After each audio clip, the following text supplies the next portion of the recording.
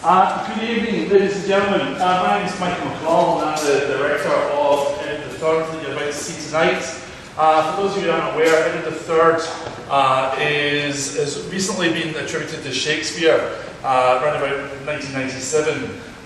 It was latched on to various other playwrights over the 400 years since Shakespeare's been alive, most notably Thomas Kyd. And the experts seem to have come to the decision that it's probably Thomas Kyd that's directly involved, and then Shakespeare's in there somewhere, but the other people such as Christopher Marlowe have been put in the mix. So it sounds like there was a whole bunch of people doing a kind of writer's room, if we were thinking about a modern kind of sensibility towards writing. So tonight we decided to do it for you, and we think, we're trying to do some research into it. We don't know, but this might be the very first time it's ever been read or performed in some shape or form in Western Australia, maybe even Australia. Definitely not the world. It has been performed around the world, but we're thinking this is probably the first time. So it's quite exciting for us because we're all kind of like pure sad case Shakespeare fans. So that was excellent to get involved with. Tonight you're going to be greeted by a whole bunch of names coming at you, which is the sort of the purview of Shakespeare's history plays. To help you out a little bit, what we've done is we've decided to colour code people to some degree. What we've got is, we have red. Reds are English, okay? So you see somebody in red, they're generally on the English side. And we have King Edward, played by Grant Arm, in the middle, in gold. Okay, just in case you're interested, King is gold, right? We have the blues. The blues are French. Stunning models there, blue. So if you're in blue, feel free to cheer the French if you get an opportunity. And then the green are the really like badly archetypal Scots people. They tend to be quite lampoonish. They don't turn up for very long. So we gave them green because you don't want to watch Wicked. You want to watch Edward III. One of the things about the piece, just to give you a little bit of the history, is that it's centred around Edward III, obviously, hence the title of the play, and his reign in the 1300s. And the first part of the play deals with Edward's notions around the idea that parts of France belong to England, parts of what we think of France belong to England, and really we should go and take that back off of the French as they own it at the moment. The French being led by King John, nasty King John over there, in the appropriate jumper of a king, not to be confused, right? So it is a cold night tonight, ladies and gentlemen, so I appreciate he's coming out. So King John is kind of going head to head with him a bit. But in the first half, what ends up happening is that Edward has to fend off those smelly Scottish people.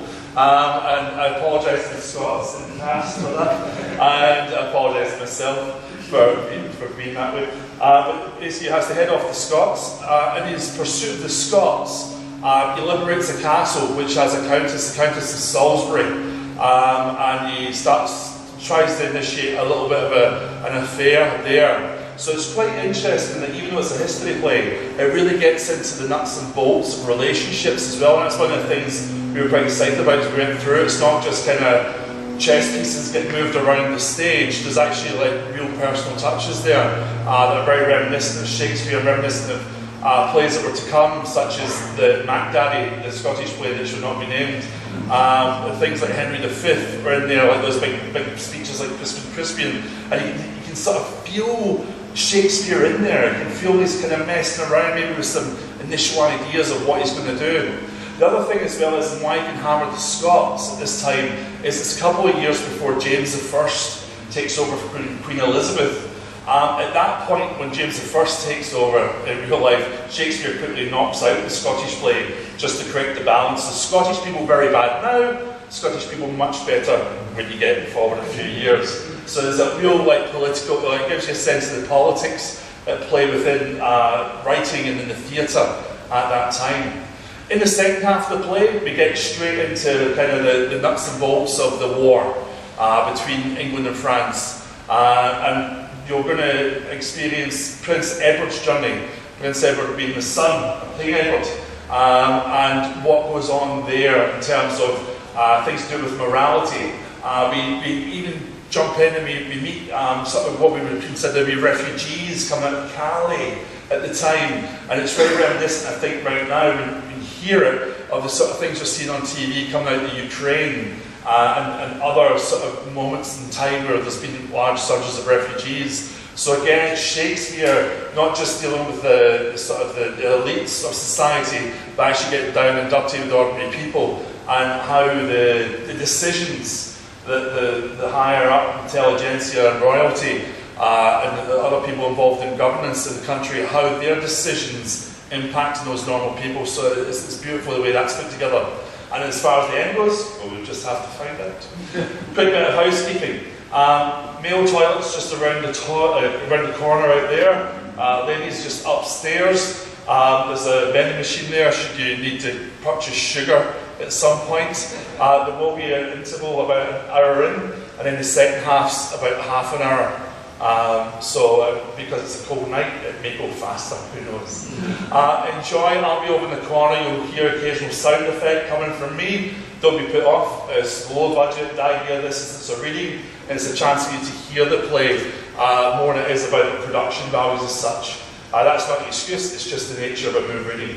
So enjoy. Thank you. And if you can turn off your mobile phones, that'd be great.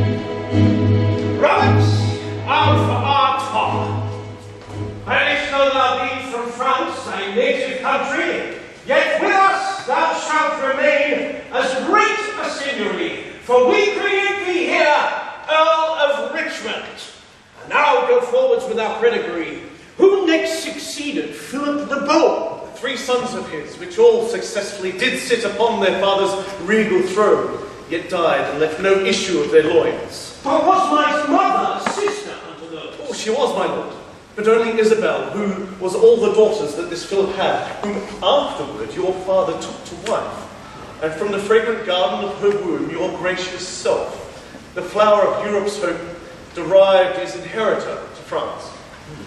But note the rancour of rebellious minds. When thus the lineage of Le Beau was out, the French obscured your mother's privilege, and though she were the next of blood, proclaimed John of the house Valois now their king. The reason was, they say, the realm of France, replete with princes of great parentage, ought not admit a government to rule, except he be descendant of the male, and that's the special ground of their contempt.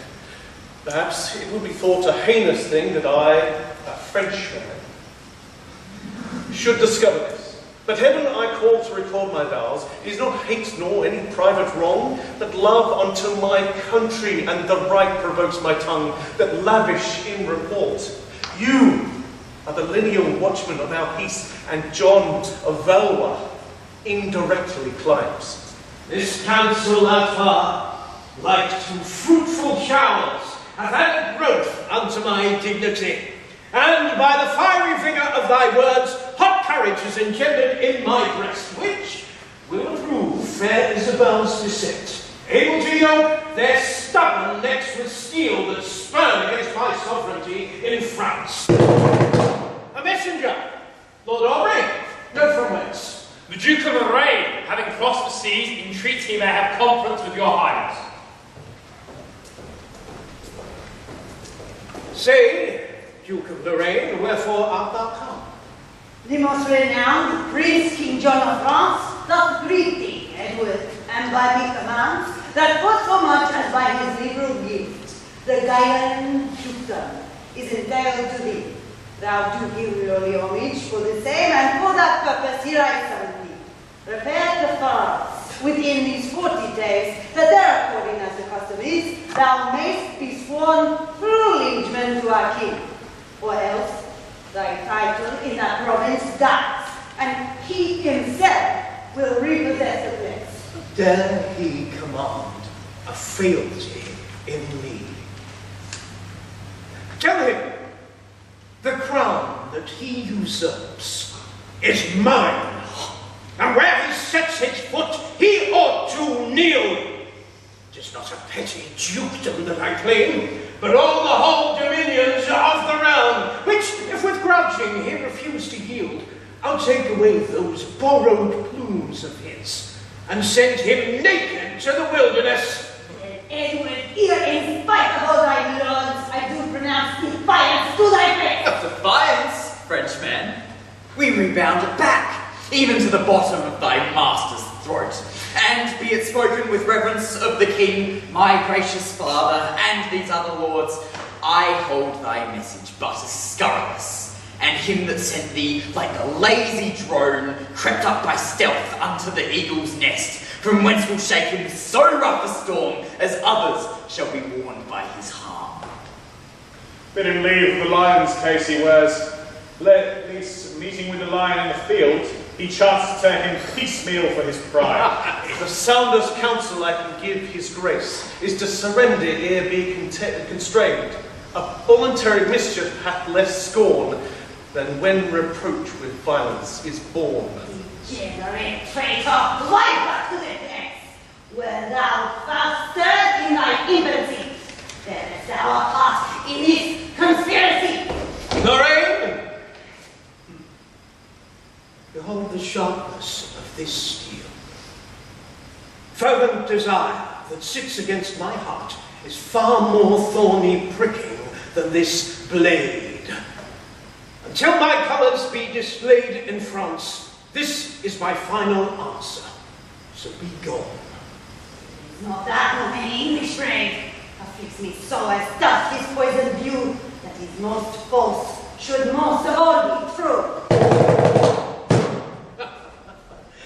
Now, lords, our fleeting bark is under sail, our gauge is strong. War soon begun, but not so quickly brought unto an end. Well, wherefore comes Sir William Montague? How stands the league between the Scot and us? Cracked in the service, my renowned lord, the treacherous king no sooner was informed of your withdrawing of your army back, but straight, forgetting his former oath, he made invasion of the bordering towns. And now the tyrant has begirt with siege the castle of Roxburgh, wherein closed the Countess Salisbury is like to perish. That is thy daughter, Warwick, is it not? Whose husband hath in Britain served so long. It is, my lord. Oh, ignoble David, hast thou none to grieve but silly ladies with thy threatening arms? But I will make you shrink your snaily horns. First, therefore, Audley, this shall be thy charge. Go levy footmen for our wars in France. And Ned, take muster of our men at arms. Derby, thou shalt be ambassador for us unto our father-in-law, the Earl of Hainault. Myself, whilst you are jointly thus employed, will, with these forces that I have at hand, march, once more repulse the traitorous Scot. But, sirs, be resolute. We shall have wars on every side. And then thou must begin now to forget thy study and thy books, and gird thy shoulders to an armour's weight. As cheerful sounding to my youthful spleen, this tumult is of war's increasing broils, as at the coronation of a king the joyful clamours of the people are. Within this school of honour, I shall learn either to sacrifice my foes to death, or, in a rightful quarrel, spend my breath. Then, cheerfully forward, each a several way. In great affairs, 'tis not to use delay. Aye.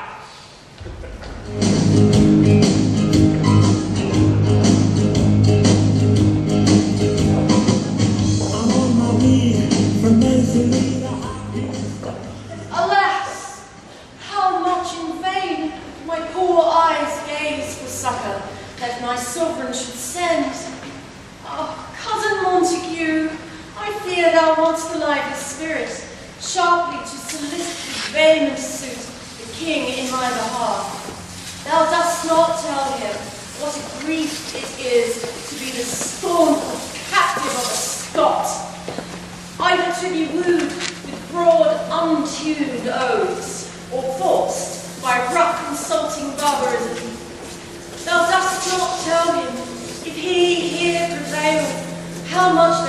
ride us in the north, and in their wild, uncivil, skipping jigs, break forth their conquest and our overthrow, even in the barren, bleak and fruitless air.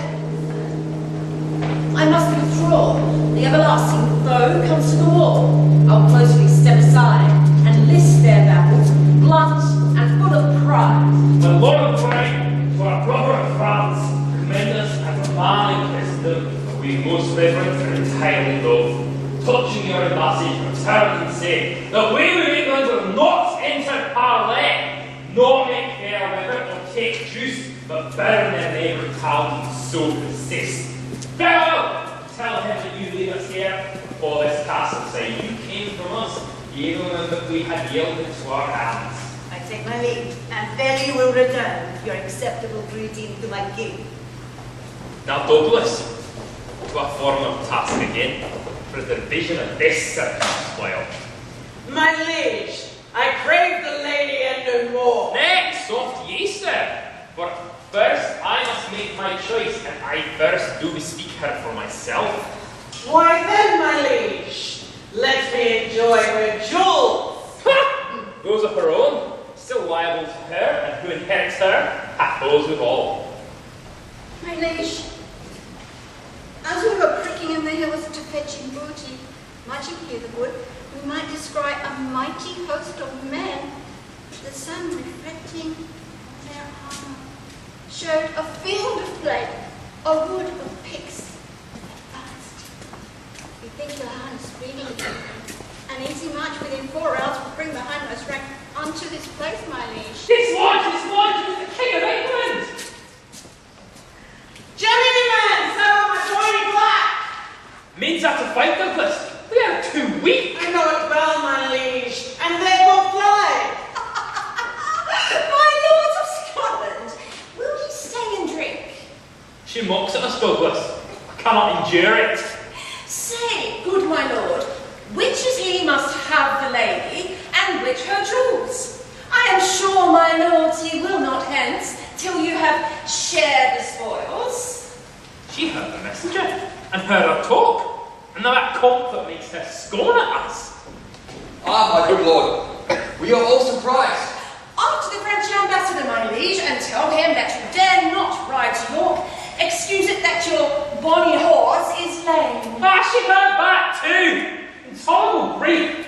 Women farewell, but I do not stay. 'Tis not for fear, and yet you run away. Oh, happy comfort! Welcome to our house. The confident and boisterous, boasting Scot that swore before my walls they would not back for all the armed armour of this land, with faceless fear that e'er we turn its back. Turn heads against the blasting northeast wind upon the bare report and name of arms. Oh, summer's day, see where my cousin comes. How fares my aunt? We are not Scots. Why do you shut your gates against your friends? Well may I give a welcome cousin to thee, for thou comest well to chase my foes from hence. Well, the king himself is come in person hither. Dear aunt, descend and congratulate his highness. How may I entertain his majesty? For thou comest well, pursue my duty and his dignity. But are the stealing foxes fled and gone before we can uncouple at their heels? They are, my liege, from the cheerful cry of county party chasement to heels. This is the Countess, Warwick, is it not? She, my liege, whose beauty tyrants fear as a May blossom with pernicious winds, hath sullied, withered, overcast, and done. Has she been fairer, Warwick, than she is? Gracious king, fair is she not at all, even herself obliged to stain herself, as I have seen her when she was herself. Stranger John, not in those her eyes, when they excel this excellence they have, that now her due decline hath power to draw the subject eyes from person majesty to gaze on her with dotes of admiration. Duty, lower than the ground I kneel, and for my dumb knees bow my feeling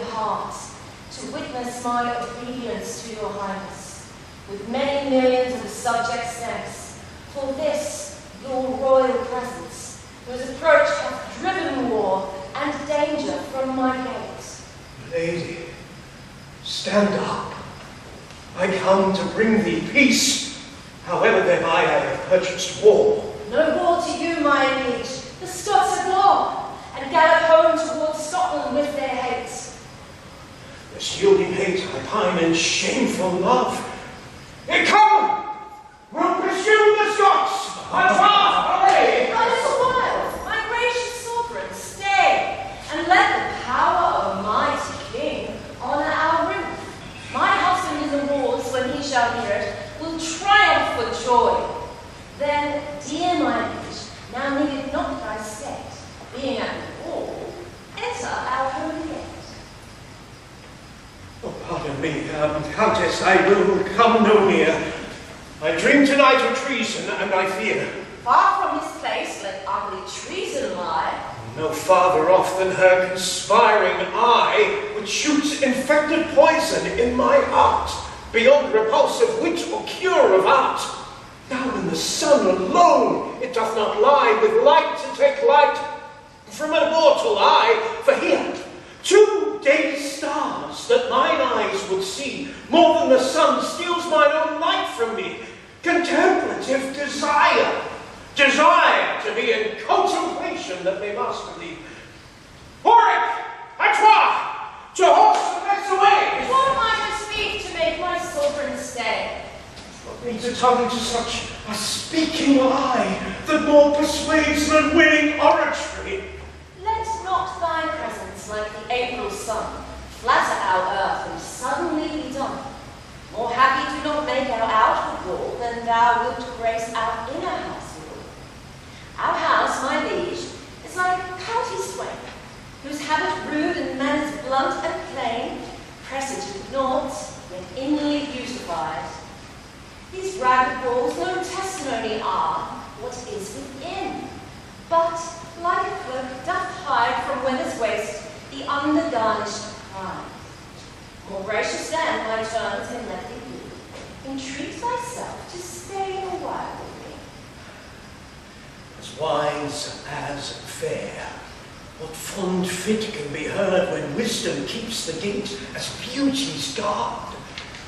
It shall attend, but I attend on thee. Come, my lords, here will I host tonight.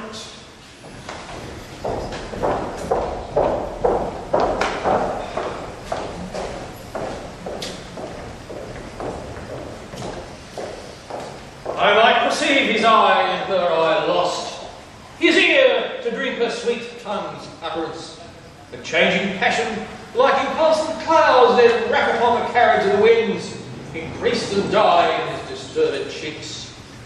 Lo, when she blushed, even then did he look pale, as if her cheeks by some enchanted power attracted at the cherry blood from him. Anon, with reverent fear, when she grew pale, his cheeks put on their scarlet ornaments. Why did he then thus counterfeit her looks? If she did blush, 'twas tender, modest shame, being in the sacred presence of the king. If he did blush, 'twas red, immodest shame, to veil his eyes amidst being a king. If she looked pale, 'twas silly woman's fear, to bear herself in presence of a king. If he looked pale, it was with guilty fear to dote amiss, being a mighty king. Then, Scottish wars, farewell. I fear to approve a lingering English siege of peevish love. Here comes his highness, walking all alone. She is grown more fairer far since I came hither. I cannot blame the Scots that did besiege her, for she is all the treasure of our land, but call them cowards that they run away, having so rich and fair a cause to stay. Art thou there, Ludwig? Give me ink and paper. I will, my liege. And we will all hold on their play at chess, for we will walk and meditate alone. I will, my sovereign. This fellow is well read in poetry, and icy and persuasive spirit. I will acquaint him with my passion, which he shall shadow with a veil of lawn, through which the Queen of Beauty's queen shall see herself the ground of my infirmity. Oh.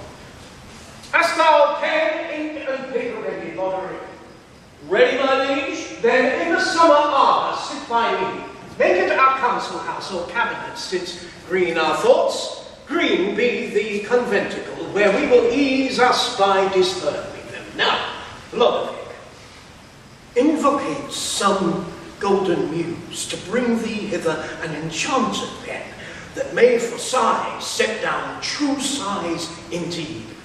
And when thou writest of tears, couch the word before and after with such sweet laments, that it may raise drops in a Tartar's eye. For so much moving hath a poet's pen, then, if thou be a poet, move thou so, and be enriched by thy sovereign's love. To whom, my lord, shall I direct my style? Better than beautiful, thou must begin. Devise for fair a fairer word than fair, and every ornament that thou wouldst praise, fly it a pitch above the soar of praise. 10 times 10,000 more the worth exceeds of that thou art to praise thy praiser's worth. Begin. I will to contemplate the while, and forget not to set down how passionate, how heartsick, and how full of languishment her beauty makes me. Right eye to a woman? What beauty else could triumph over thee? Who but women do our loves they greet? What, thinkst thou I did bid thee praise a horse? What condition or estate she is? 'Twere requisite that I should know, my lord. Of such a state that hers is as a throne, and my estate the footstool where she treads. Then mayst thou judge what her condition is by the proportion of her mightiness. Right on, while I peruse her in my thoughts. Her hair, far softer than the silkworm's twist, like to a flattering glass, doth make more fair the yellow amber. Like a flattering glass, it comes in too soon. For, writing of her eyes, I'll say that, like a glass, they catch the sun, and thence the hot reflection doth rebound against the breast, and burns my heart within. Come, Lodowick, hast thou turned thy lute to gold? If not, write her in letters capital my mistress' name, and it will gild thy paper. Read, Lord, read. I have not to appear. Brought her praise. Praise is as my love, both infinite, which apprehends such violent extremes, that they disdain an ending period. Her beauty hath no match but affection.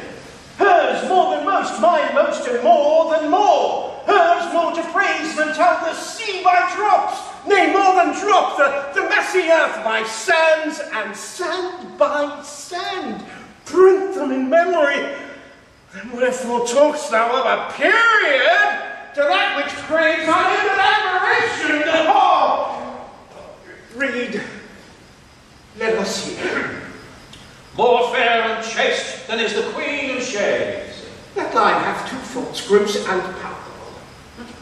Comparest thou her to the pale queen of night, who being set in the dark, seems therefore light?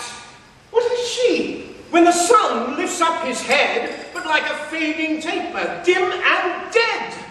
My love shall brave the eye of heaven at noon, and being unmasked outshine the golden sun. What is the other fault, my sovereign lord? Read all the line again. More fair and chaste. I did not bear thee talk of chastity, to ransack the treasure of her mind, for I had rather have her chaste than chaste. Out with the moonlight, I will none of it, and let me have her likened to the sun. She hath thrice more splendor than the sun, who smiles upon the basest weed that grows, as lovingly as on the fragrant rose.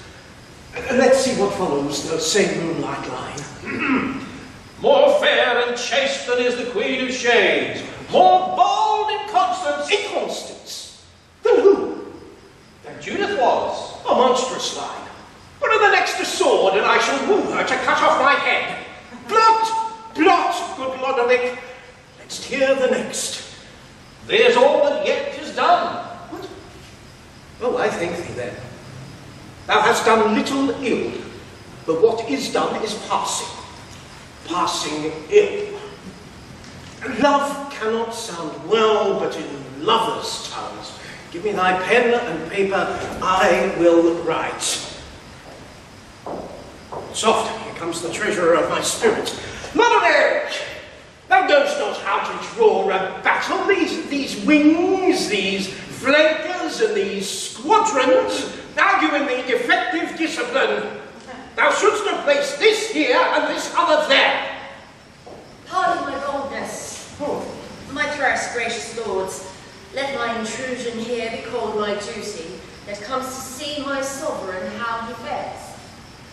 Go, draw the same. I tell thee in what form. I go.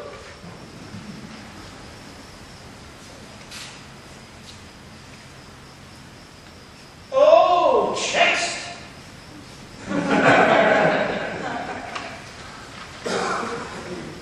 Sorry I am to see my liege so sad. What may thy subject do to drive from thee thy gloomy consort, sullen melancholy? Oh, lady, I am blunt and cannot straw the flowers of solace in a ground of shame. Since I came hither, Countess, I am wronged. Now, God forbid that in my house should think my sovereign wrong. Thrice gentle king, acquaint me with your cause of discontent. How near, then, shall I be to remedy? As near, my liege, as all my woman's power can pawn itself to buy thy remedy. If thou speakst true, then I have my redress.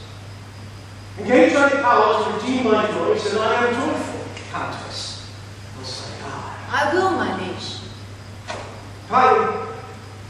Then take thyself, swear, Countess, that thou wilt. By heaven I will. Then take thyself a little way aside. And tell thyself. A king doth dote on me. Say that within thy power it doth lie to make him happy, and that thou hast sworn to give him all the joy within thy power. Do this and tell me when I shall be happy. All this is done, my thrice read sovereign. That power of love that I have power to give, thou hast with all devout obedience. Employ me how thou wilt in proof thereof. Thou hearest me say that I do dote on thee. If on my beauty, take it if thou canst. Though little, I do prize it 10 times less. If on my virtue, take it if thou canst. For virtue's store by giving doth augment. Be it on what it will that I can give, and thou canst take away inheritance. It is thy beauty that I would enjoy. Oh, were it painted, I would wipe it off and dispossess myself to give it thee. And thou mayst lend it me to sport withal. As easy may my intellectual soul be lent away and yet my body live, as lend my body powers to my soul away from her and yet retain my soul. My body is her bower, her courts, her abbey, and she an angel, pure, divine, unspotted.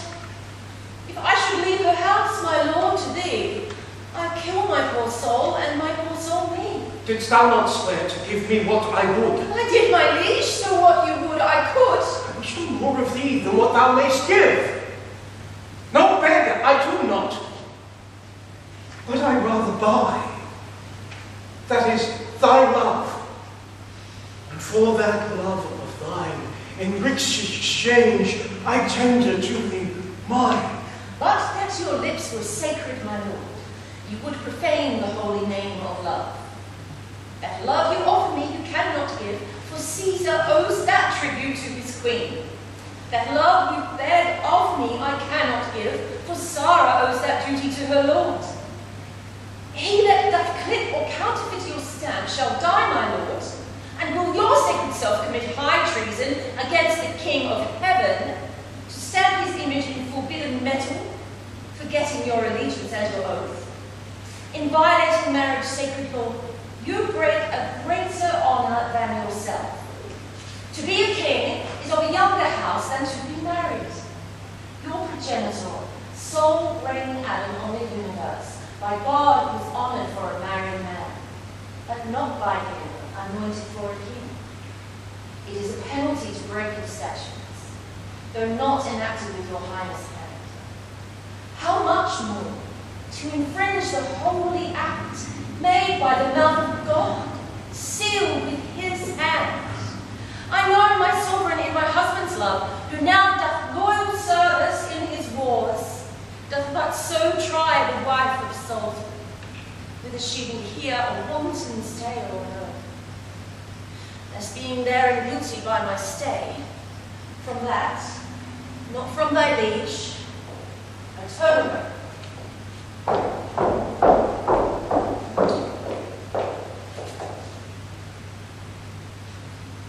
Like as the wind doth beautify a sail, and as a sail becomes the unseen wind, so do her words her beauties, beauty's words.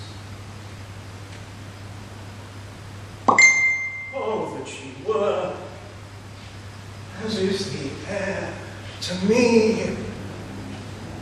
So she is, but when I would embrace her, this do I, and catch nothing but myself. I must enjoy her, for I cannot beat with reason and reproof fond love away. Becomes her father, I will work with him to bear my colours in this field of love. How is it that my sovereign is so sad? May I, with pardon, know your highness' grief, and that I will endeavour to remove it, it shall not come below your majesty. A kind and voluntary gift thou profferest, that I was forward to have begged of thee, but, O thou world, great nurse of flattery, mightest thou tip men's tongues with golden words, and piece their deeds with weight of heavy lead, that fair performance cannot follow promise. Oh, that a man might hold the heart's closed book, and choke the lavish tongue when it doth utter the breath of falsehood, not character there. Far be it from the honour of my age that I should owe bright gold and render lead. Age is a cynic, not flatterer. I say again that if I knew your grief, and that by me it may be lessened, my proper harm should buy your highness good. These are the vulgar tenders of false men, that never pay the duty of their words. But when thou knowest my grief's condition, this rash discordant vomit of thy word, thou wilt eat up again, and leave me helpless. By heaven, I will not, though your majesty did bid me, run upon your sword and die. Thinkst thou canst unswear thy oath again? I cannot, nor I would not if I could. But if thou dost, what shall I say to thee? What may be said to any perjured villain that breaks the sacred warrant of an oath? What wilt thou say to one that breaks? That he hath broke his faith with God and man, and from them both stands excommunicate. What offers were it to suggest a man to break a lawful and religious vow? An office for the devil, not for man. A devil's office must thou do for me, or break thy oath, or cancel all the bonds of love and duty twixt thyself and me. And therefore, Warwick, if thou art thyself the lord and master of thy word and oath, go to thy daughter, and in my behalf command her, woo her, win her, any ways to be my mistress and my secret love. I will not stand to hear thee make reply. Thy oath break hers, or let thy sovereign die.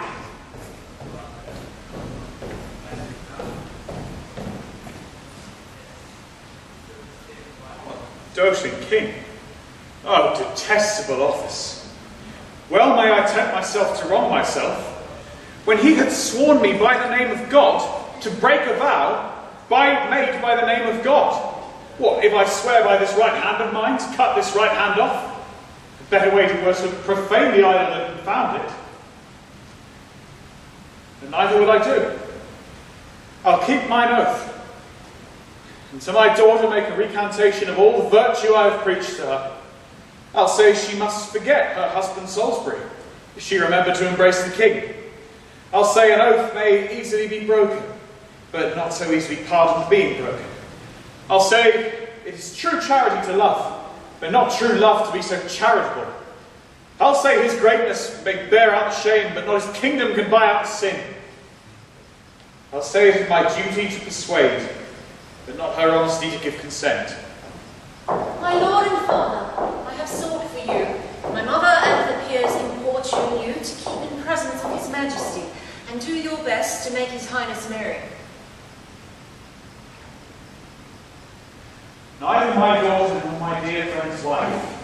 I am not Warwick, as thou thinkst I am, but an attorney from the court of hell, that thus can house my spirit in his form, to do a message to thee from the king.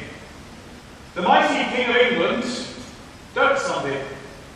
He that hath the power to take away thy life, hath power to take thy honour, and consent to pawn thine honour rather than thy life. Honour is often lost and gone again, but life once gone hath no recovery. Sun that withers hay doth nourish grass. The king that would disdain thee will advance thee.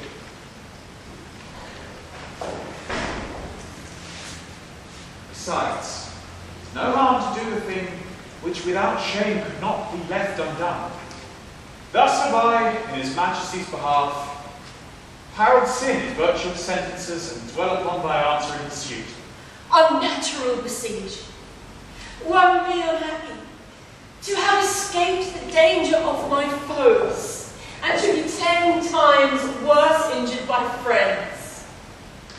Hath he no means to stain my honest blood, but to corrupt the author of my blood, to be his scandalous and vile solicitor? No marvel though the branches be then infected, when poison hath encompassed the root. No marvel though the leprous infant die, when the stern dame envenometh the dove. Why then, give sin a passport to offend, and youth the dangerous reign of liberty. Blot out the strict forbidding of the law, and cancel every canon that prescribes a shame for shame, or penance for offence. No, let me die, if his too boisterous will have it so, before I will consent to be an actor in his graceless lust. Why, now thou speaks as I would have thee speak. And mark how I unsay my words again. An honourable grave is more esteemed than the polluted closet of a king. The greater man, greater is the thing, be it good or bad, that he shall undertake. A spacious field of reasons could I urge between his glory, daughter, and thy shame. That poison shews worse than a golden cup, and every glory that inclines to sin, the shame is trebled by the opposite. So leave I my blessing in thy bosom, which then convert to a most heavy curse, when thou convertest from honour's golden name to the black faction of bed-blotting shame. I'll follow thee, and when my mind turns so, my body sink my soul in endless woe.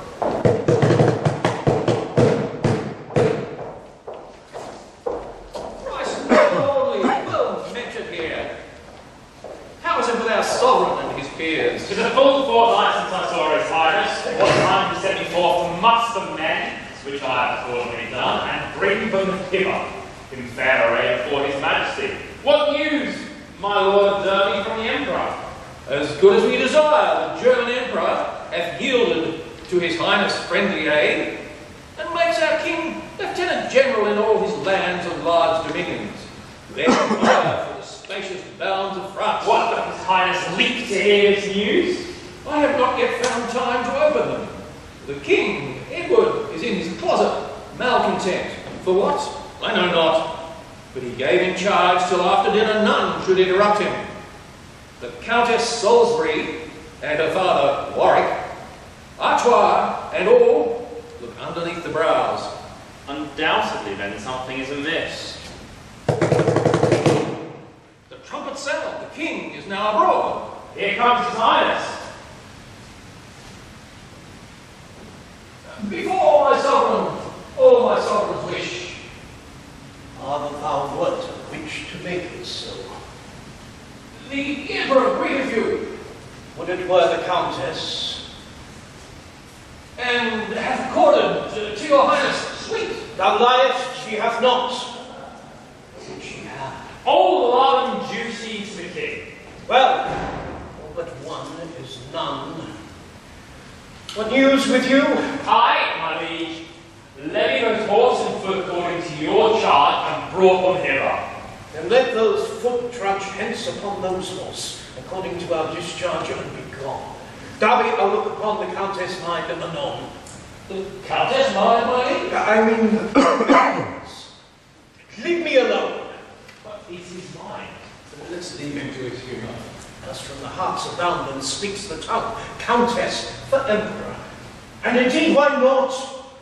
She is as imperator above me, and I to her am as a kneeling vassal that observes the pleasure or displeasure of her eye. One says the more than Cleopatra is matched to Caesar now. That yes, my liege, ere night, she will resolve your majesty. What drum is that thunders forth his march to start the slender Cupid in my bosom? Poor sheepskin, how it brawls with him that beateth it. Go, break the thundering parchment bottom out, and I will teach it to conduct sweet lines into the bosom of a heavenly nymph. For I will use it as my writing paper, and so reduce him from a scolding drum to be the herald and dear counsel bearer twixt a goddess and a mighty king. Go bid the drummer not to touch the lute, or hang in the braces of his drum, for now it would be an uncivil thing to trouble heaven with such harsh resounds. Quarrel that I have requires no arms, but these are mine. And these shall meet my foe in a deep march of penetrable groans. My eyes shall be arrows, and my sides shall serve me as the vantage of the wind to whirl away my sweetest artillery. How now? My liege, the drum that stroked the lusty march stands with Prince Edward, your thrice valiant son.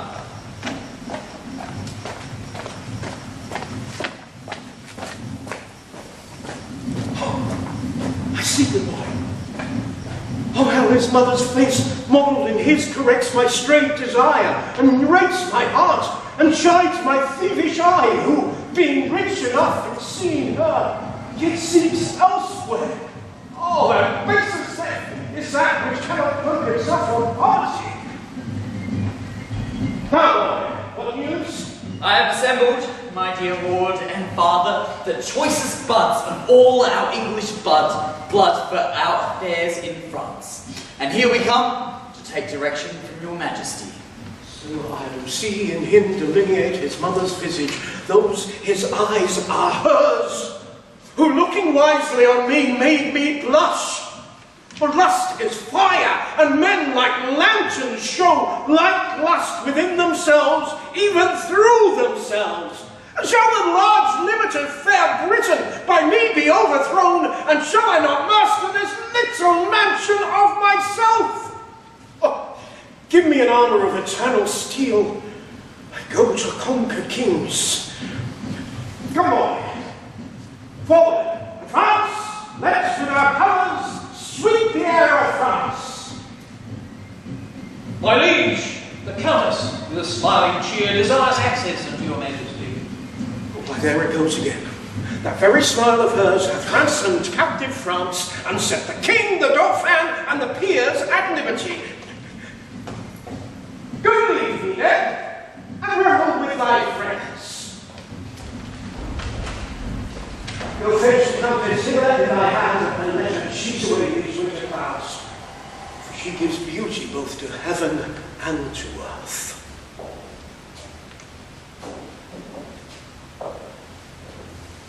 Go, Ludovic. Put thy hand into my purse. Play, spend, give, riot, waste, do what thou wilt. So thou wilt hence awhile. Leave me here.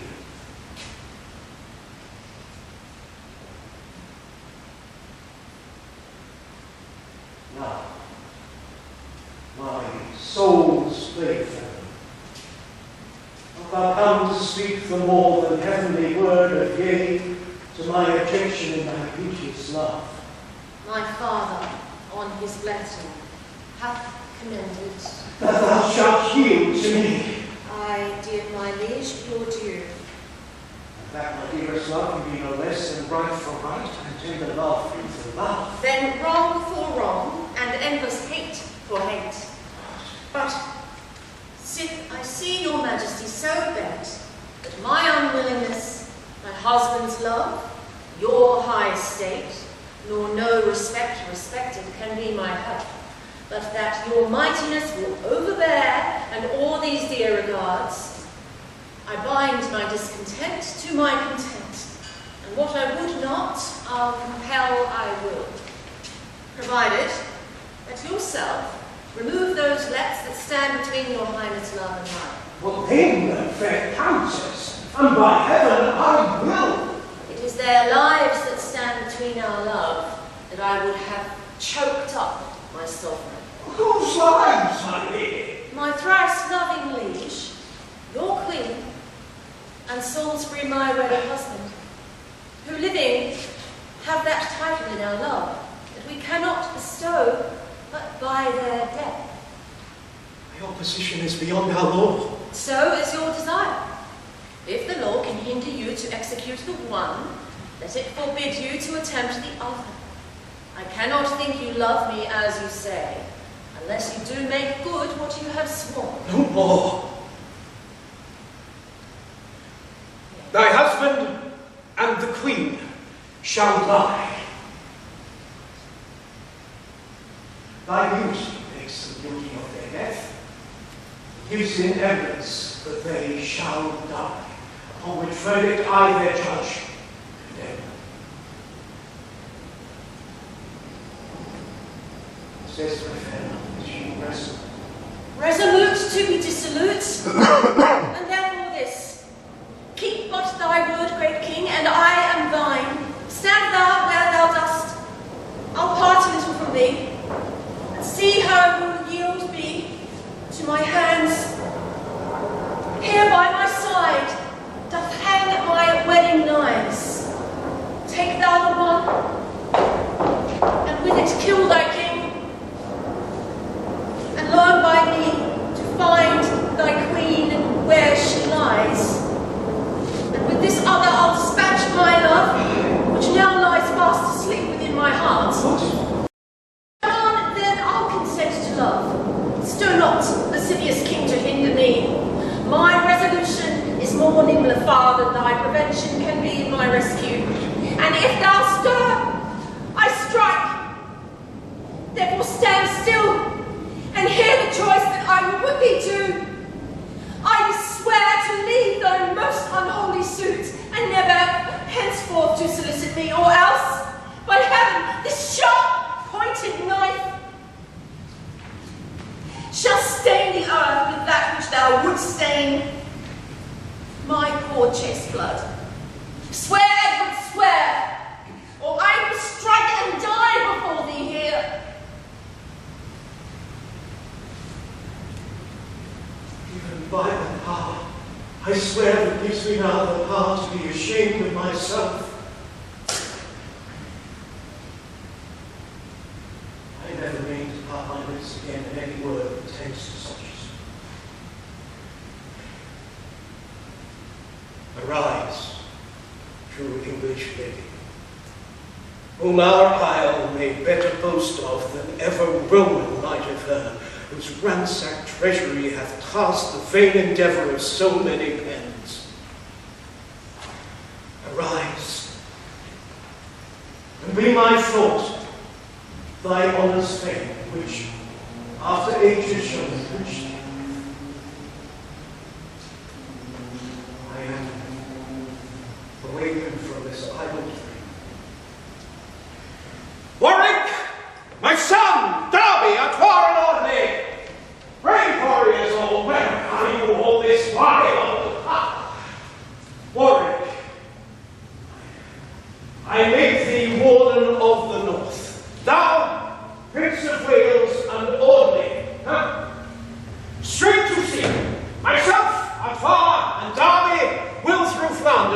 entreat our friends there and to crave their aid. This night will scarce suffice a faithful lover. For ere the sun shall gild the eastern sky, we'll wake him with our martial harmony.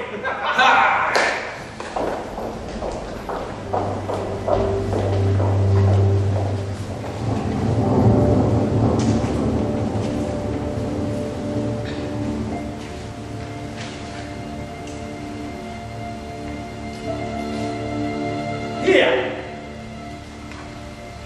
till our navy of 1,000 sea have made a breakfast of our foe, let us encamp and wait for their speedy return. Lorraine, what readiness is Edward in? Hast thou heard that he provided us of martial furniture for this exploit? To lay aside unnecessary soothing and not to spend the time in circumstance, 'tis bruited for a certainty, my lord, that he is exceedingly strongly fortified. His subjects flock as willingly to war as if unto a triumph they were led. England was wont to harbour malcontents, spendthrifts, and such gapers for nothing else but changing and alteration of the state. And is it possible that now they are so loyal unto themselves? All but the Scots, who solemnly protest, as heretofore I have informed his grace, never to sheath his sword or take a truce. Ah, well that's the anchorage of St. Bellahoe. But, on the other side, to think what friends King Edward had retained in Netherland does not a little aggravate mine eye. Besides, we hear that the Emperor conjoins and stalls him with his own authority. But all the mightier their number is, the greater the glory, the victory.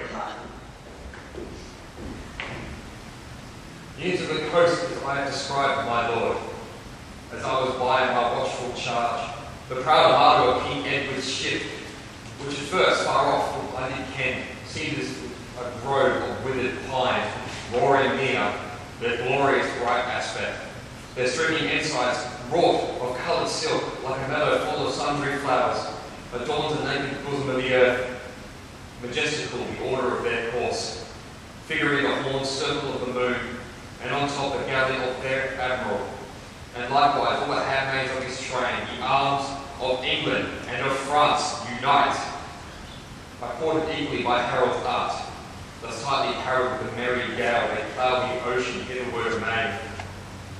Dare he already crop the fleur-de-lis? I hope the honey being gathered thence, he with the spider afterward approached shall suck forth deadly venom from the leaves.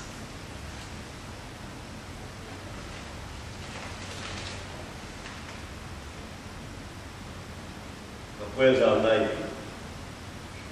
How are they prepared to wing themselves against this flight of ravens? They, having knowledge also by the scouts, did break from anchor straight, and puffed with rage, nor otherwise then when their sails would wind, made forth, as when the empty eagle flies to satisfy his hungry, gripping maw. There's like news. Return unto thy part, and if thou escape the bloody stroke of war, do survive the conflict, come again, let us hear the manner of the fight. The men dispatched, my lords. It is best we be dispersed, lest they chance to land. First you, my lord. You with the Bohemian troops, you shall pitch your battles in the lower land. Okay? My eldest son, Duke of Normandy, together with the aid of the Muscovites, shall climb the higher ground another way. Here, in the middle coast, betwixt you both, Philip, my youngest boy, and I will lodge. So, lords, be gone, look unto your charge. You stand for France, an empire far and large. France! Now tell me, Charles, what is thy concept touching the challenge that the English make? I say, my lord, claim Edward what he can, and bring he near so plain a pedigree.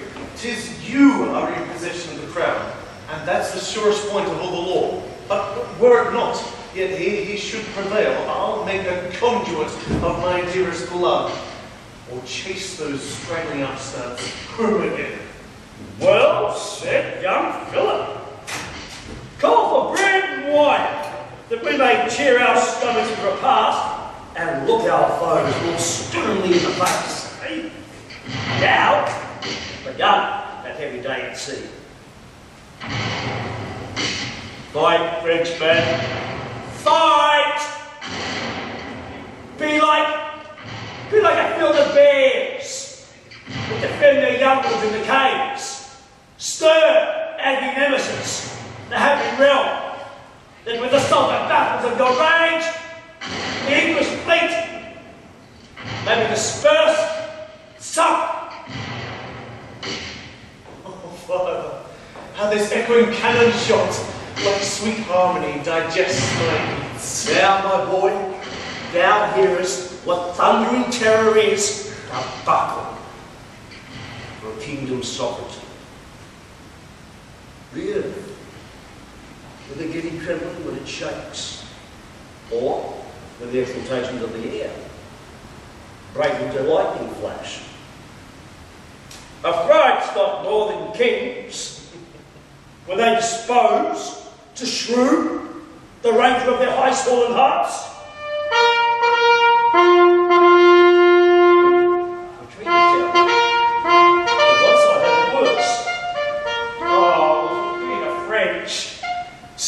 Fortune turn, and in by turning, change the forward winds, that with advantage of a favouring sky, our men may vanquish and the others fly.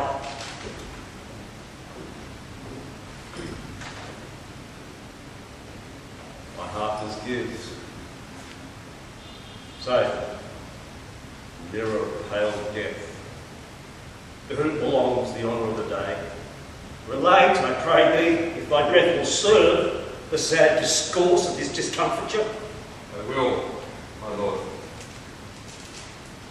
My gracious sovereign, French hath taken the foil, and boasted Edward triumphs with success. Ye iron-hearted babies, when last I was reported to your grace, both full of angry spleen, of hope and fear, hasting to beat each other in the face, at last conjoined. And by their admiral, our admiral, encountered many shot. By this, the other that beheld these twain, give earnest penny of a further rack. Like fiery dragons took their haughty flights, and likewise beaten from their smoky wounds, set many grim ambassadors of death.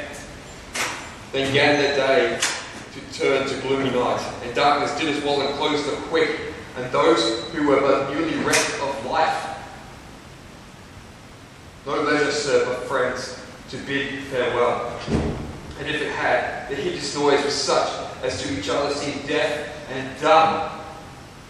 Purple, the sea, whose channel filled as fast with streaming gore, and from the main fell, as if the gushing moisture break into the cranny clefts of the through-shot plains. Here flew ahead, dissevered from the trunk, there mangled arms and legs were tossed aloft, as when a whirlwind takes a summer dust and scatters it in the middle of the air. Then might ye see the reeling vessels split, and torturing sink to the ruthless flood, until their lofty tops was seen no more. All ships were tried, both for defence and hurt, and now the effect of valour and of force, of resolution and of cowardice. We lively pictures how the one for fame, the other by compulsion laid about. No must did the non-carry-on that brave ship, so did the blank spake or bully. than which a bonnier vessel never yet spread sail, but both in vain. Both sun, the wind, and tide revolted onto our foremen's side, that we were fain to give them way. They are landed. Thus my tale is done. We have untimely lost, and they have won. Then rest get nothing, but with one present speed to join our several forces, and bid them battle ere they range too far. Come, said Charles. These soldier's words have pierced thy father's heart. Yes, sir.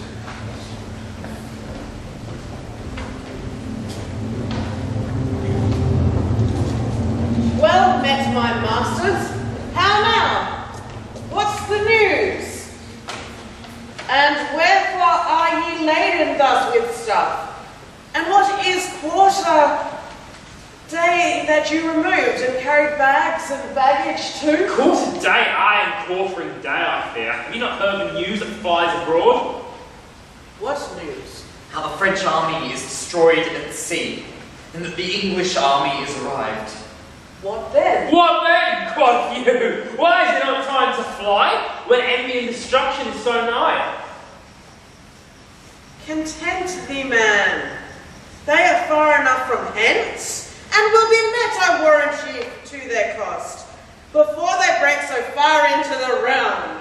Aye, some grasshopper doth spend the time in mirthful jollity till winter come, and then too late he would redeem his time in frozen cold and knit his careless head. Belike you then despaired of all success, and think your county would be subjugate? We cannot tell. 'Tis good to fear the worst. Yet rather fight then, like unnatural sons, forsake your loving parents in distress. Hush! But they have already taken arms, and of many fearful millions in respect of that small handful of our enemies. But 'tis a rightful quarrel must prevail. Edward is son unto our late king's sister, when John Valois is 3 degrees removed. Besides, there goes a prophecy abroad, published by one that was a friar once, whose oracles have any time to prove true. And now he says the time will shortly come when as a lion, roused in the west, shall carry hence the fleur-de-lis of France. These I can tell ye, and such surmises strike many Frenchmen cold unto the heart. Fly, countrymen and citizens of France, sweet, flowering peace, the root of happy life, is quite abandoned and expulsed the land. Instead of whom ransacked, constraining war, sit like to ravens upon your houses' tops, slaughter and mischief walk within your streets, and unrestrained make havoc as they pass. The form whereof even now myself beheld upon this fair mountain, whence I came, for so far off as I directed mine eyes, I might perceive 5 cities all on fire, cornfields and vineyards burning like an oven. And as the reeking vapour in the wind turned but aside, I likewise might discern 4 inhabitants escaped the flame, all numberless upon the soldiers' pikes. 3 ways these dreadful ministers of wrath. Seek out some habitation further off. Here is you stay, your wives will be abused, your treasure shared before your weeping eyes. Shelter you yourselves, for now the storm doth rise. Away, away, methinks I hear the drums. Oh, wretched France, I greatly fear thy fall. Thy glory shaketh like a tottering wall. Welcome, fair prince. How hast thou sped, my son, since thy arrival on the coast of France? Successfully, I thank the gracious heavens. Some of the strongest cities we have won, and others wasted, leaving at our heels a wide, apparent field and beaten path for solitariness to progress in.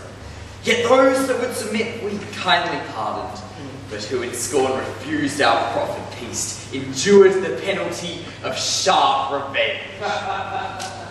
But tell me then, in all thy warlike course, hast thou seen the usurping kingdom of France? Yes, my good lord, and not 2 hours ago, with full 100,000 fighting men, upon the one side of the river's bank, and on the other both his multitudes. I fear he would have cropped our smaller power, but happily, perceiving your approach, he hath withdrawn himself to Cressy Plains, where, as it seemeth by his good array, he means to bid us battle presently. He shall be welcome. That's the thing we crave.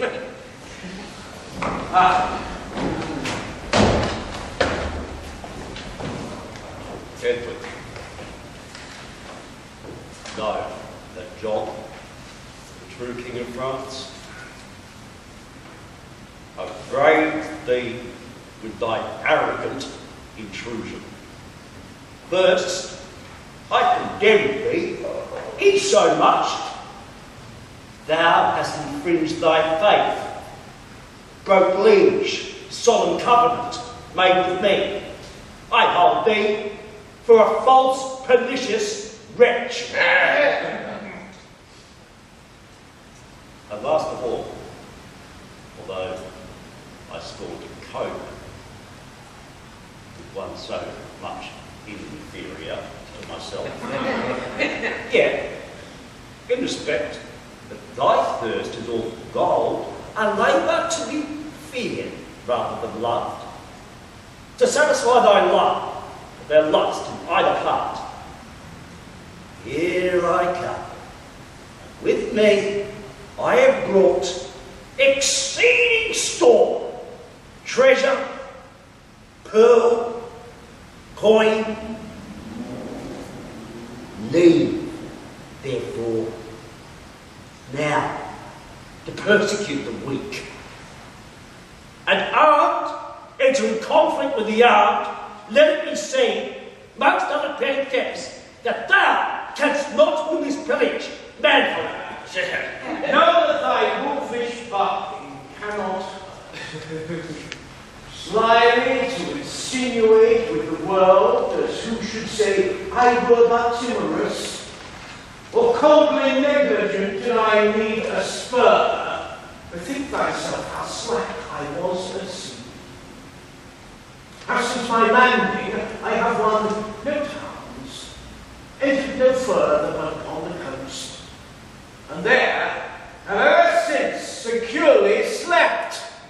But if I have been otherwise employed, imagine how one, whether I intend to skirmish, not for pillage, but for the crown which thou must wear, and that I vow to have, or one of us shall fall into a grave. Look not for cross invectives at our hands, or railing execrations of despite. Let creeping serpents, hid in hollow banks, sting with their tongues. We have remorseless swords, and they shall plead for us and our affairs. Yet thus much briefly by my father's leave, as all the amongst poison of thy throat is scandalous and most notorious lies. And our pretended quarrel is truly just. So end the battle when we meet today. May either of us prosper and prevail, or luckless, cursed, receive eternal shame. Therefore, father, I say, wilt thou yet resign before the sickles thrust into the corn, or that enkindled fury turns to flame? Edwin, I know what your right has in France. Ere I base to resign my crown, this Jambian field will be a pool of blood, and all our prospect a slaughterhouse. Aye, that approves thee, tyrant, what thou art, no father, king, or shepherd of thy realm, but one that tears her entrails with thy hands, and like a thirsty tiger, suckest her blood. You, kings of France, why do you follow him that is so comical to spend your lives? Whom should they follow? age impotent, or he that is the true-born sovereign? Griefs name him, because within his face time hath engraved deep characters of age. No, these grave scholars of experience, like stiff-grown oaks, will stand immovable when whirlwind quickly turns up younger trees.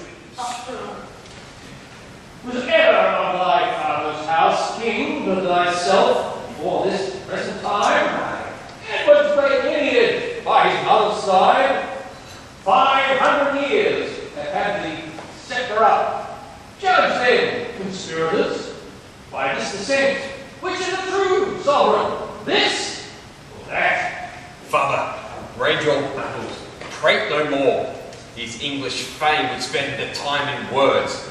That night approaching, they might escape unfought. Lords and my loving subjects, now is the time that your intended force must fight and touch. Now therefore, my friends, consider this in brief, that you, who you fight for, is your natural king. He that you fight against is a foreigner.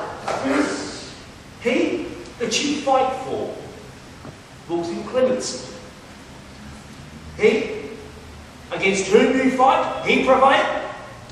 He will straight throw himself in tyranny, make slaves of you, and with a heavy hand curtail your present sweetest liberty. Then, protect your country and your king. Let the haughty courage of your hearts answer the number of your able hands, and we shall quickly chase these fugitives. Hey, well, what's Edward? But a belly god! A tender, lascivious wantonness that on another day was almost lost for love. And what, I pray you, are as good regard? I mean, such scarcely of their chines of beef take away their downy feather beds. Presently, they're as rusty stiff as many an overridden jade. Then, Frenchman, scorn that such should be your lords, and rather bind ye them in captive hands. God save King John of France! Okay.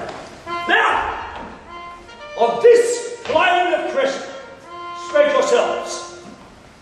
And Edward, if thou darest, begin the fight. We presently will meet thee, John of France.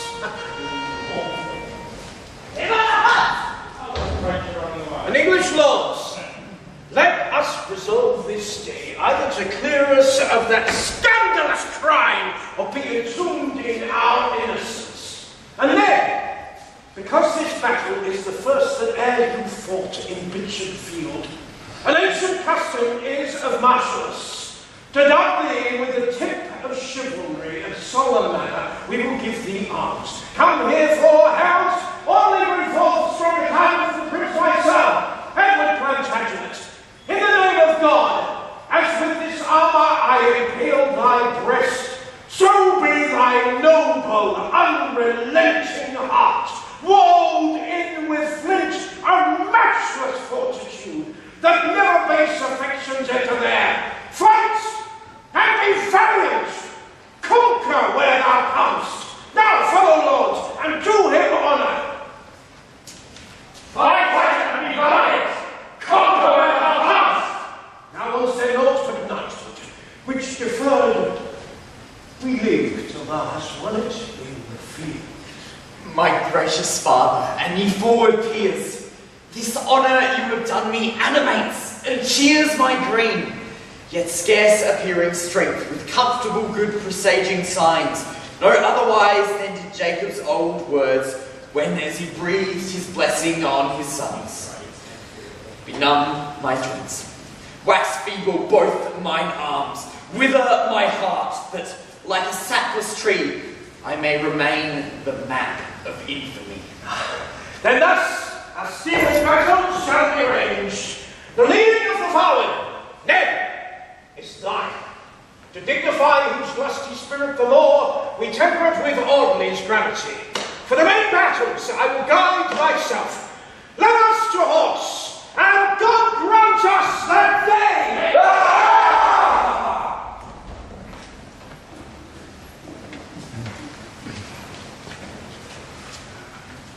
And that would be interval.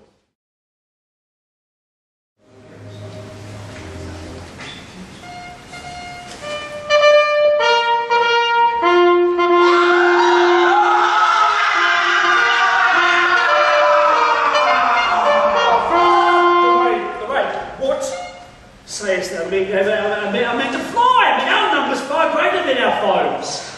The garrison of Illinois, my lord, the Cape of Paris, weary with their march, grudging to be so suddenly employed. No sooner in the forefront of their place, but straight retiring so dismayed the rest. As likewise they betook themselves to fight, in which for haste to make a safe place, more in the clustering throng are pressed to death than by the enemy 1,000 fold. Oh, hapless fortune.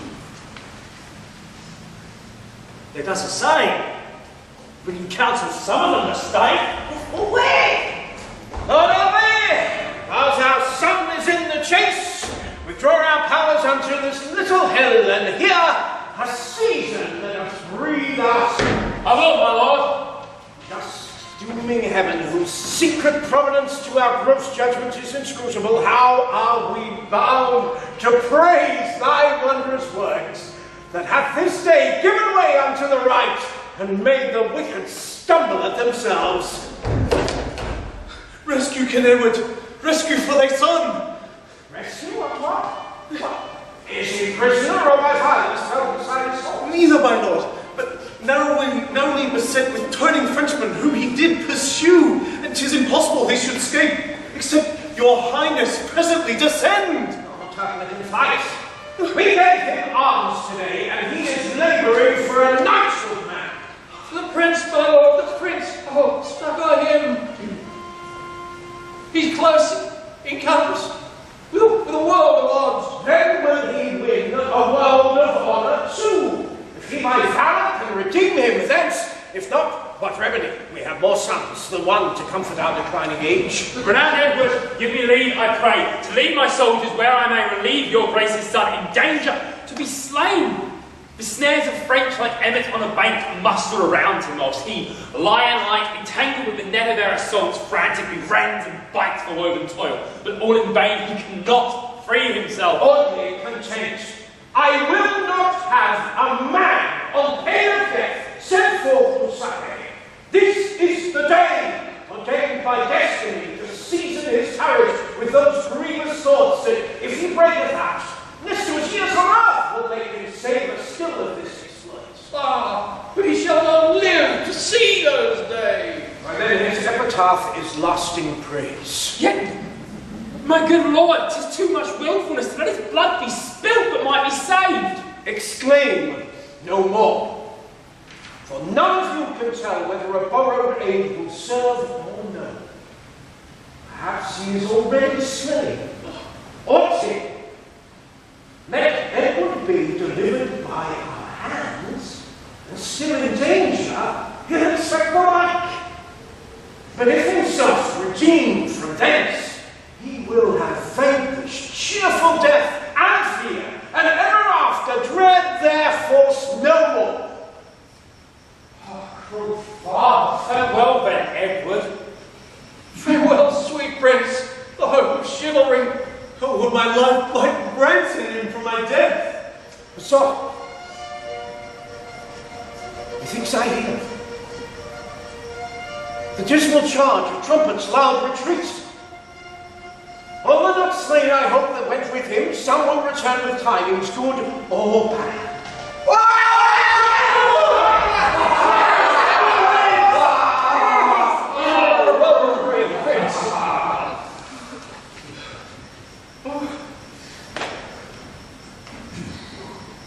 Well, Plantagenets, first, having done my duty as beseemed the Lords, I regret I consider that. First, having done my duty as beseemed, Lords, I greet you all with hearty thanks.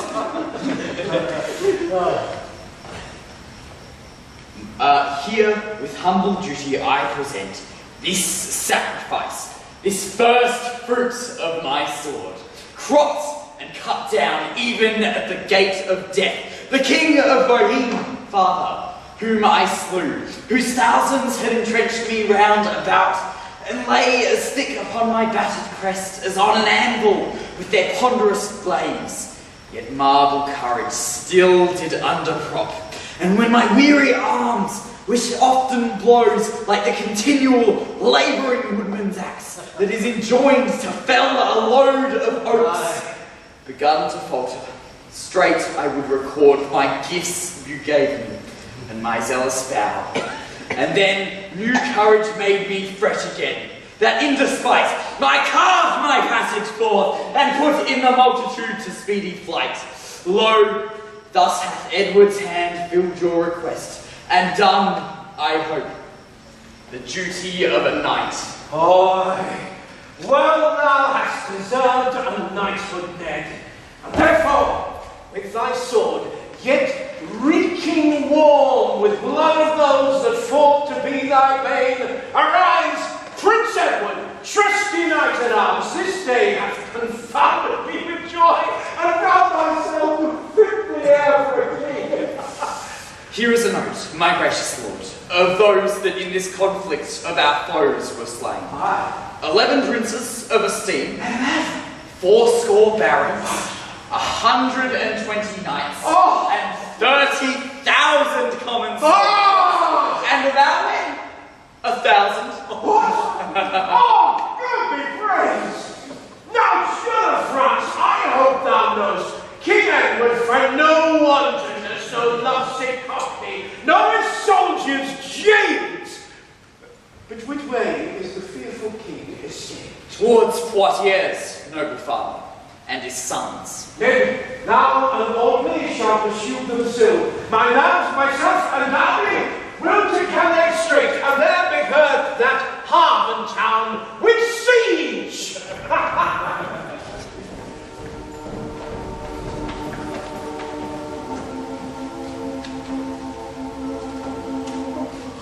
My lord of Salisbury, since by your aid mine enemy, Sir Charles of Blois, is slain, and I again am quietly possessed in Britain's England, know that I resolve, for this kind furtherance of your king you, to swear allegiance to his majesty, bear it unto him.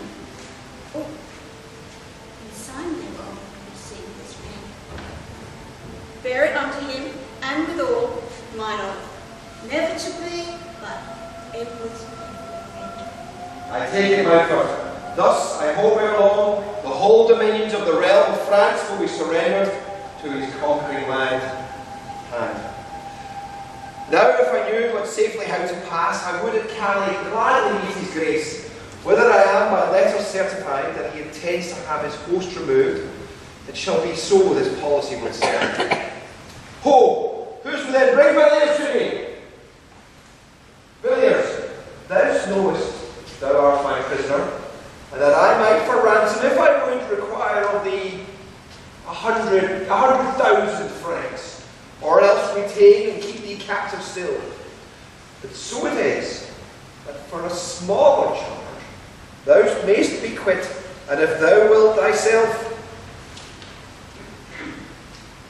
and this it is, procure me not a passport on Charles, the Duke of Normandy, that I, without restraint, may have recourse to Calais, through all the countries where he had to do, which thou mayst easily obtain, I think.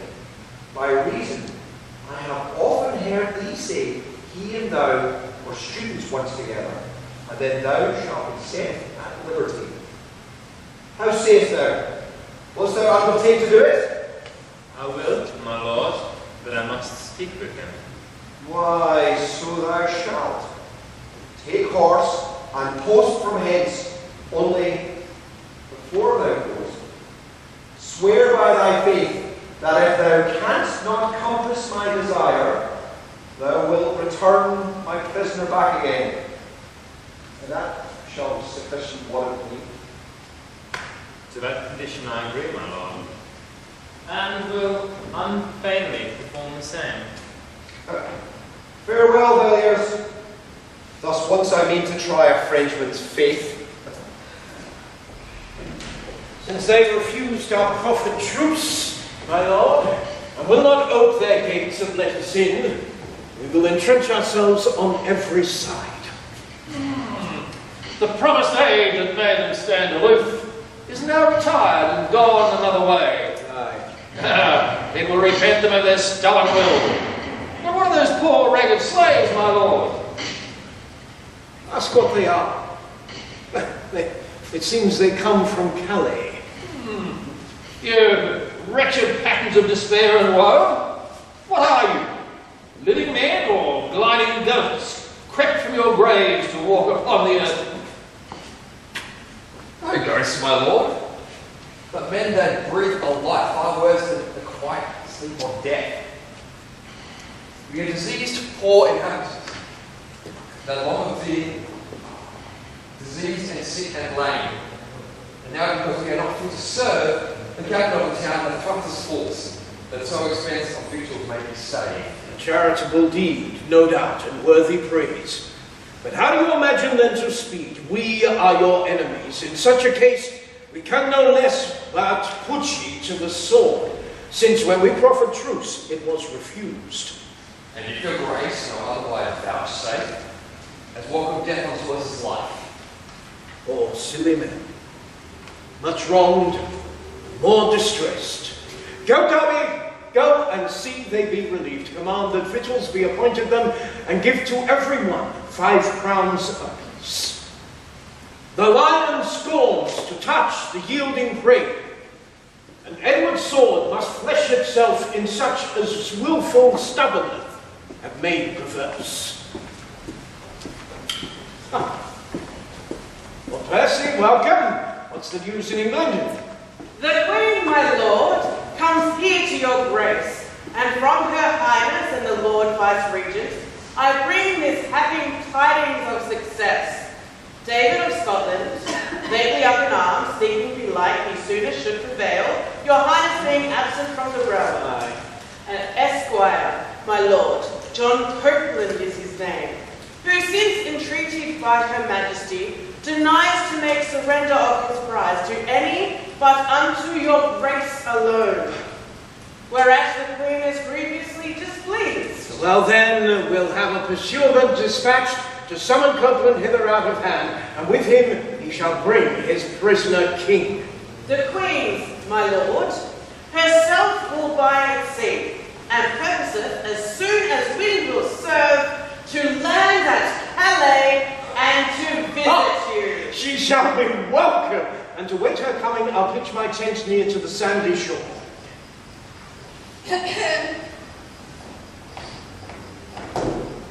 The burghers of Calais, mighty king, have by council willingly decreed to yield the town and castle to your hands, upon condition it will please your grace to grant the benefit of life and goods.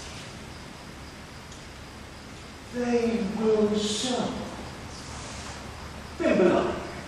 They may command, dispose, elect, and govern as they list no sinner. Tell them, since they did refuse our princely clemency at first proclaimed, they shall not have it now. That they would, and will accept of naught but fire and sword. Except within these 2 days, 6 of them, that are the wealthiest merchants in the town, come naked, all but for their linen shirts with each a halter hanged about his neck, and prostrate yield themselves upon their knees to the afflicted, hanged, soon do men inform their masterships. Why, this is to trust a broken staff. Had we not been persuaded John our king would with his army have relieved the town, I had not stood from such defiance. But now 'tis past that no man can recall, and better some do go to wrack than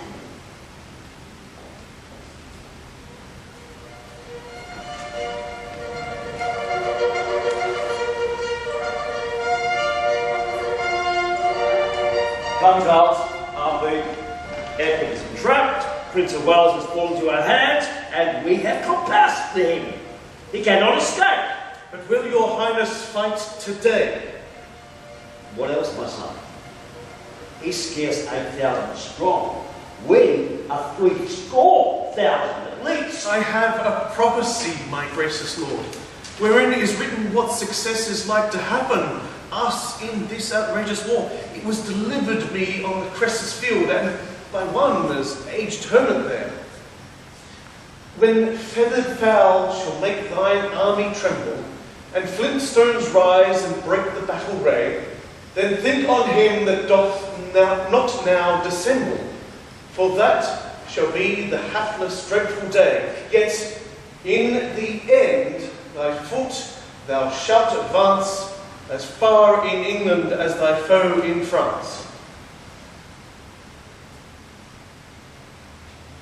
By this, it seems, we shall be fortunate.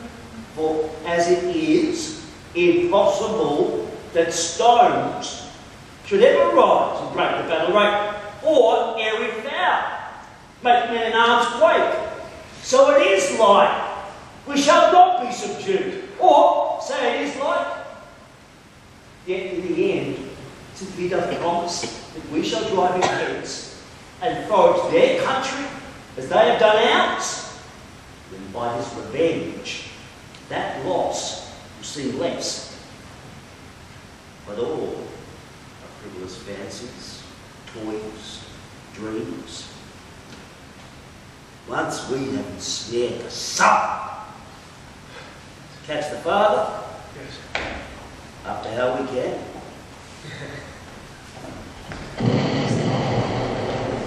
Audley, the arms of death embrace us round, and comfort have we none, save that to die we pay sour earnest for a sweeter life. At Crescent Field, out clouds of warlike smoke choked up those French mouths and dissevered them. But now their multitudes of millions hide, masking as 'twere the beauteous burning sun, leaving no hope for us, but sullen dark and eyeless terror of all ending night. This sudden, mighty, and expedient head that I have made for their princess. Before us in the valley lies the king. Vantage all that heaven and earth can yield. His party's stronger battle than our whole. His son, the brave Duke of Normandy, hath trimmed the mountain on our right hand up in shining plate, and now the aspiring hill shoots like a silver quarry or an orb, aloft with the banners and bannerets, a newly replenished pendants cut the air and beat the winds for all their gaudiness, struggles to kiss them. On our left hand lies Philip, the younger issue of the king, coating the hill in such array that all his gilded upright pikes do seem straight like trees of gold in the pendants' leaves, and on their device of antique heraldry, courted in colours, seeming sundry fruits, makes it the orchard of Hesperides. Behind us on the hill too doth bear his heights, for like half a moon opening but one way, it rounds us. Our backs are launched, fatal crossbows and battle there is governed by the wrath of Justinian. Then thus it stands, the valley for our flight. The king binds in the hills on either hand, proudly royalized by his sons. And on the hill behind stands certain death. Companion serves peace within. Death's name is much more mighty than his deeds. Thy parceling this power has made it more. As many sands as these my hands can hold, up at my handful of so many sands. Then all the world, and call it but a power, easily taken up and quickly thrown away. But if I stand to count them, sand by sand, The number would quickly confound my memory and make 1,000 millions of a task, which briefly is no more indeed than one. These quarters, squadrons, and these regiments, before us, behind us, and on either side, are but a power. When we name a man, his hand, his foot, his head hath several strengths, and all being but one self-instant strength. Why, all this many orderly is but one, and we can call it all but one man's strength. He that hath far to go tells it by miles. If he should tell the steps, it kill his heart. The drops are infinite that make it flood, and yet, thou knowest, we call it but a rain. There is but one France, one king of France, that France hath no more kings, and that same king hath but the puissant legion of one king. And we have one that apprehends no odds, for 1 to 1 is fair equality. What tidings, messenger? Be plain and brief. The King of France, my sovereign lord and master, greets me by his phone, Prince of Wales. If thou call forth 100 men of name of lords, knights, squires, and English gentlemen, and with thyself and those near at his feet, he straight will fold his bloody colours up, and ransom shall redeem lives forfeit.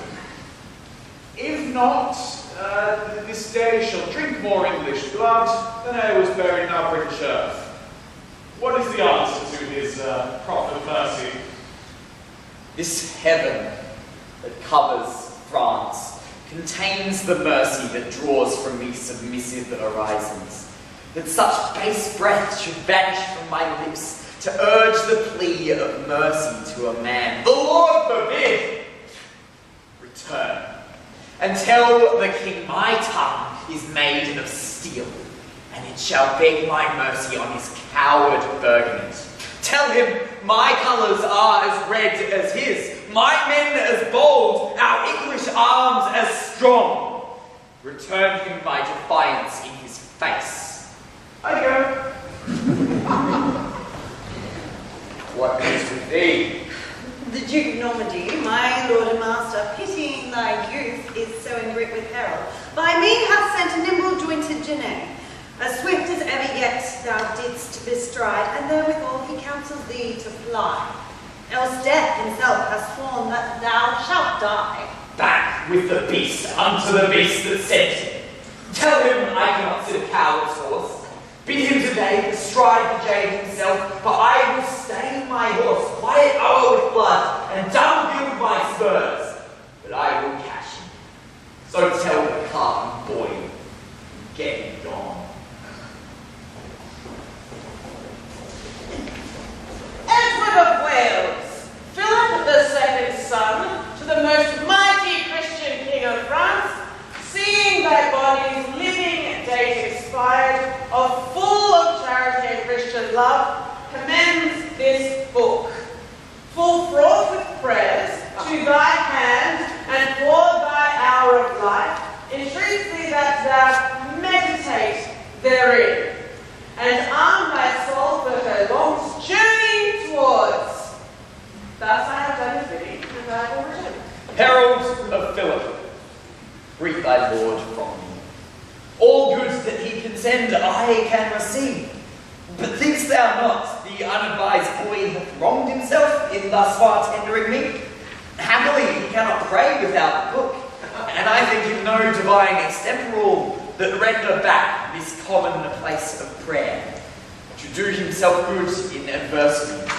Besides, he knows not my sin's quality, and therefore knows no prayers for my avail. Ere night his prayer may be to God, to put it in my heart to hear his prayer. So tell the courtly one, and be gone. How overconfident their strength and number makes them. Now, Lord, sound these silver wings of thine, and let those milk-white messengers of time shew thy time's learning in this dangerous time. Thyself art bruised and bit with many boils, and stratagems for pass with iron pens are texted in thine honourable face. Thou art a married man in his distress, but danger woos me as a blushing maid. Teach me an answer to this perilous tongue. To die is all too common as to live. For one thinks wide, the other holds in chase. For the instant we begin to live, we do pursue and hunt the time to die. First bud we, then we blow, and after see, then presently we fall. The shade follows the body, so we follow death. If then we hunt for death. Why do we fear it? If we fear it, why do we follow it? If we do fear, how can we shun it? If we do fear, we do it aid the thing we fear to seize upon us sooner. If we fear not, then no resolved prophet can overthrow the limits of our fate. For whether right or wrong, drop we shall, as we draw the lottery of our doom. Ah, good old man, 1,000 armours these words of thine have buckled on my back. Ah, what an idiot thou hast made of life, to seek the thing it fears, and how disgrace the imperial victory of murdering death, since all the lives of his conquering arrows strike, seek him, and he not them, to shame his glory.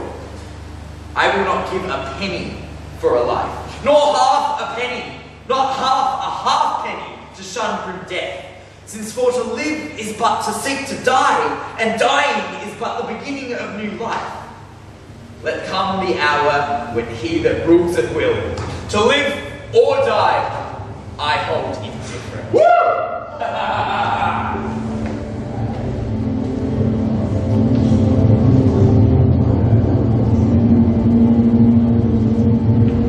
Sudden darkness invades the sky. The winds are crept into their caves for fear. The leaves move not.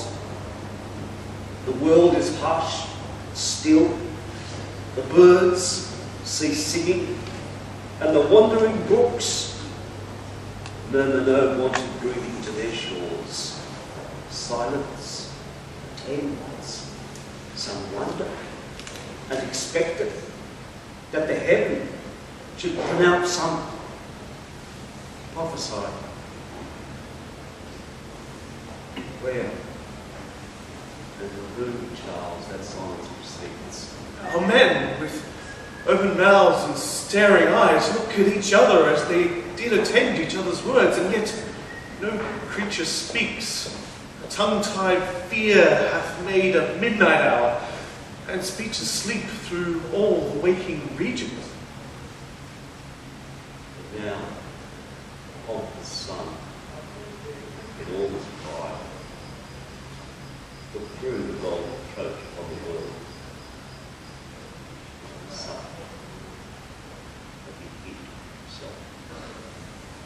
But now, the other earth is as a grey, dark, deadly, silent, uncomfortable. What announcement do I hear? Well, here comes my brother Philip. All dismayed. What fearful words are those looks presage? A flight. A flight.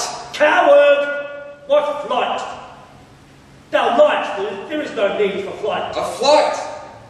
Awake, thy craven cowards, and tell on the substance of that very fear indeed, which is so ghastly put in thy face. What's the matter? A flight of ugly ravens do croak and hover over our soldiers' heads, and keep in triangles and cornered squares. Right as our forces are in battle with their approach, there came this sudden fog, which now hath hid the airy floor of heaven, and made at noon a night unnatural upon the quaking and dismayed world.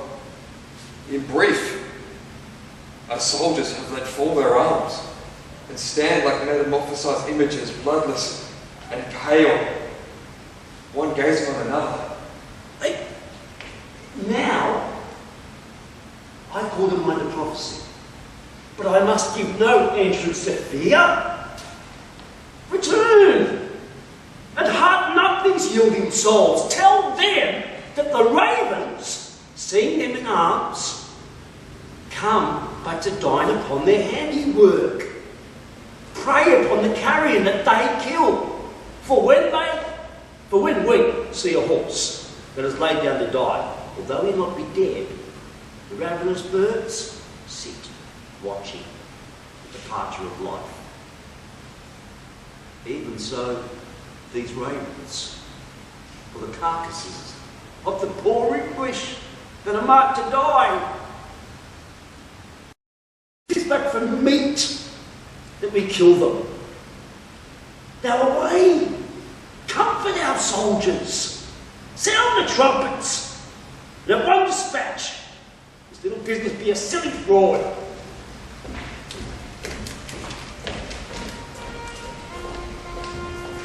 Behold, my liege, this night, and 40 more, of whom the better part are slain and fled, with all endeavours sought to break our ranks, and make their way to the encompassed prince. Dispose them as you please, your majesty. Go. The next bow, soldiers that thou seest, disgrace it with his body presently. For I do hold tree in France too good to be the gallows for an English thief. My Lord of Normandy, I have your pass and warrant for my safety through this land. Villiers produced it for thee, did he not? He did. And it is current. Thou shalt freely pass. Aye, ready to the gallows of be hanged, without denial or impediment. Away with him! I hope your highness will not so disgrace me and dash the virtue of my seal at arms. He hath my never broken name to show, charactered with this princely hand of mine, and rather let me leave be a prince than break the stable verdict of a prince. I do beseech you, let him pass in quiet. Thou and I will lie both in my command. What givest thou promise that I cannot break? Which of these twain is the greater rhythm? To disobey a father or yourself? Thy word, nor no man's, may exceed his power, and nor that same man doth never break his word, keeps it to the utmost of his power. The breach of faith dwells in the soul's consent, which, if thyself without consent do break, thou art not charged with the breach of faith. Now go, hang him, and for thy license lies in me, and my constraint stands the excuse for thee. Go. What? Am I not a soldier of my word? Then arms are due, and let them fight what that list. Shall I not give my girdle from my waist, and with a Gideon I shall be controlled, to say I may not give my things away? Upon my soul, had Edward, Prince of Wales, engaged his word, writ down his noble hand for all your knights to pass his father's land, the royal king, to grace his warlike son, would not alone said conduct give to them, but with all bounty feasted them and theirs. What dwellst thou on precedence? Indeed so. Say, Englishman, of what degree thou art? An earl in England, though a prisoner here. And those that know me call me Salisbury. Then, Salisbury, say whither thou art bound. To Calais, where my liege King Edward awaits.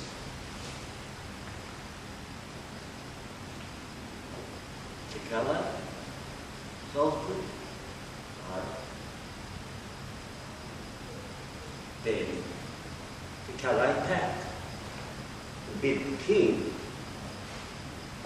prepare a noble reign to put his princely son, Black Edward, in. And as thou travellest westward from this place, some 2 leagues hence, there's a lofty hill, whose top seems topless, to the embracing sky that hide his high head in her azure bosom. Upon whose tall top, when thy foot attains, look back upon the humble vale beneath, humble of late, now made strong with arms, and thence behold, our poor King Edward, hooped and bound with iron. Now after which sight, again go, tell the king, this is not all of his ill, for I will beat him, and he think I will. Now wait, be gone. But thou shalt show thy foes, no bullets hit them not.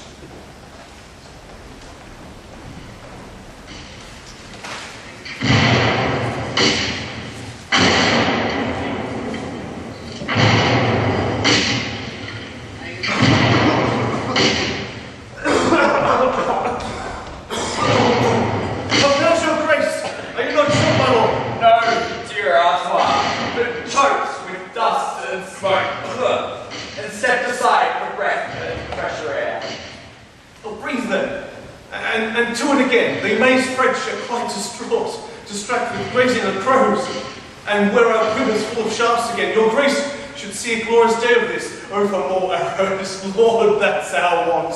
Courage, à toi! A feat for feathered shafts, when feathered fowls do brandy on our side. What need we fight and sweat and keep a coil when railing crows outscold our adversaries?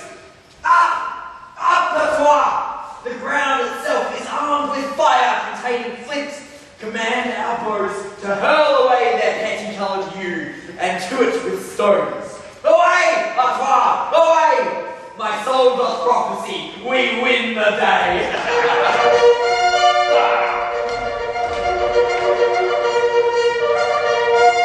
Our multitude are in themselves confounded, dismayed and distraught, swift-starting fear, have buzzed a cold dismay through all our army that every petty disadvantage prompts the fear-possessed abject soul to fly. Myself, whose spirit is steel to their dull lead, what with the recording of the prophecy, and that of our native stones from English arms rebel against us, find myself tainted with a strong surprise of weak-yielding fear. Fly, brother, fly! The French to kill the French! Some that would stand, let drive at some that fly. Our drums strike nothing but discouragement. Our trumpets sound dishonour and retire. The spirit of fear that feareth not but death, cowardly works confusion on itself. Pluck out your ears and see not this day's shame. An alarm hath beat, an arm hath beat an army. One poor day hath with a stone foiled 20 stout Goliaths. Some 20 naked starlings with small flints have driven back a pursuing host of men, arrayed and fenced in all accompaniments. Oh, but do they acquaint us and kill us up? No less than 40,000 wicked elders have 40 lead slaves stoned to death. Oh, then over some other countrymen.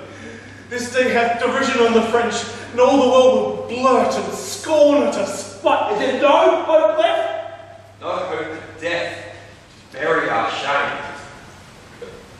Make us up once more. And the 20th part of those that live are men and now to quail, feeble handful of the adverse part. Then charge again. If heaven be not opposed, we cannot lose the day. On! Away, yes!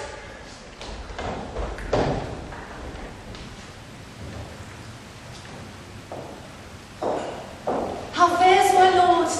Even as a man may do, died in such a bloody feast is this? I hope, my lord, there is no mortal scar. No matter. If it be the Count is cast in the worst ends with a mortal man, good friends convey me to the princely Edward, that in crimson bravery of my blood I may become him of saluting him. I'll smile and then tell him that this open scar doth in the harvest of all he's worn.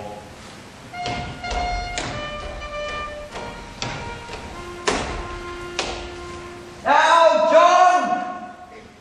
In France! And lately, John of France, wherever thou art, thy bloody ensigns are my captive colours. And you! Charles, come out here, I wish to insult you.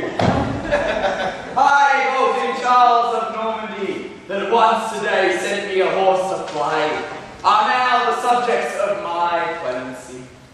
By lords, is it not a shame that English boys, whose early days are not yet worth a beard, should in the bosom of your kingdom thus 1 against 20 beat you up together? Thy fortune, not thy force, have conquered us. An argument that heaven aids the right. See, Warwick doth bring with him along the late good counsellor to give her to my soul. Welcome, Warwick, and welcome, Philip, too. Who now of you or I have need to pray? Now is the proverb verified in you. Too bright a morning breeds a lowering day. But say, what grim discouragement comes here? Alas, what 1,000 armed men of France have writ that note of death in Audley's face? Speak, thou that wooest death with thy careless smile, and look so merrily upon thy grave as if thou were enamoured on thine end. What hungry sword hath so bereaved thy face, and locked a true friend from my loving soul? Prince, thy sweet bemoaning speech to me is a mournful knell to one dead sick. Dear Audley, if my tongue ring out thy end, my arms shall be thy grave. What may I do to win thy life, or to revenge thy death? If thou wilt drink the blood of captive kings, or that it were restorative, command a health of king's blood, and I'll drink to thee. If honour may dispense for thee with death, the never dying honour of this day, share wholly, Audley, to thyself and live. Victorious Prince, thou art so behold. At Caesar's fame in king's captivity, if I could hold him death at bay, till I see my liege thy royal father, my soul should yield this castle of my flesh, this mangled tribute with all willingness to darkness, consummation, dust and worms. Surely, bold man, thy soul is all too proud to yield her city for one little breach, should be divorced from her earthly spouse by the soft temper of a French man's sword. Lo, to repair thyself, I give to thee 3,000 marks a year in English land. I take thy gift to pay the debts I owe. To this poor esquire redeem me from the French. With lusty and dear hazard for their lives, what thou hast given to her, give me, I give to her. And if thou lovest me, Prince, lay thy consent to this be my last testament. Renowned Audley, live and have from me this gift twice doubled to this esquire and thee. But live or die, what thou hast given away to these and theirs shall lasting freedom stay. Come, gentlemen, I will see my friend bestowed within an easy litter, and then we'll march proudly towards Calais with triumphant pace unto my royal father, and there bring the tributes of my wars, fair France and his king. Soldiers! I will no longer stay to be deluded by their false slaves. Put all to sword and make the spoil your own. Mercy, King Edward! Mercy, gracious Lord! Contemptuous villains, call ye not their troops. Mine ears are stopped against your bootless crimes. Sound drums, alarm, and draw threatening swords. Ah, noble prince, take pity on this town, and maintain the promise that your Highness made. The 2 days' respite is not yet expired, and we have come with willingness to bear what torturing death or punishment you please, so that the trembling multitude be saved. My promise. Well, I do confess as much, but I do require the chiefest citizens and men of most account that should submit. You, peradventure, but servile grooms, or some felonious robbers on the sea, whom apprehended law would execute, albeit severity lay dead in us. No, you cannot overreach us thus. The sun, dread lord, that in the western fall beholds us now, lo, brought through misery, did in the orient purple of the morn salute our coming forth when we were known, or may our portion be with damned fiends. If it be so, then let our covenant stand. We take possession of the town in peace, but for yourselves, look you for no remorse. But as imperial justice hath decreed, your bodies shall be dragged about these walls, and after feel the stroke of quartering steel. This is your doom. Go, soldiers, see it done. Be more mild unto these yielding men. It is a glorious thing to stabilize peace, and kings approach the nearest unto God by giving life and safety unto men, as thou intendest to be king of France. So let our people live to call thee king. For what the sword cuts down or fire hath spoiled is held in reputation none of ours. Philippa, prevail. We yield to thy request. These men shall live to boast of clemency, and tyranny strikes Sarah to thyself. Oh, long live your Highness! Happy be your reign. Now welcome, Salisbury. What news from Britain? This, mighty king, the country we have won, and John de Mountfort, regent of that place, presents your highness with this ring, protesting true allegiance to your grace. We thank thee for thy service, Valendale. Challenge our favour, for we owe it. But now, my lord, as this is joyful news, so must my voice be tragical again, and I must sing of doleful accidents.